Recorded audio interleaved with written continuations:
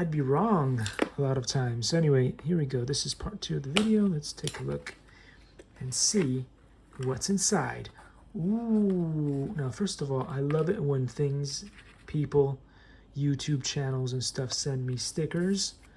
So they get extra points for that, and I'm probably gonna post them and put them all over the place if these batteries turn out to be great. If not, I won't. Let's take a quick look at this part here. Let's see if we can get a good zoomity zoom. Wonderful, I like that. So there we go. Let's see what the instructions tell you. Just don't start house fires and other things. I'm pretty sure you can read it in your own time if you want to.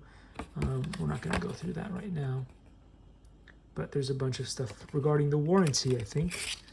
Not really instructions. Likey.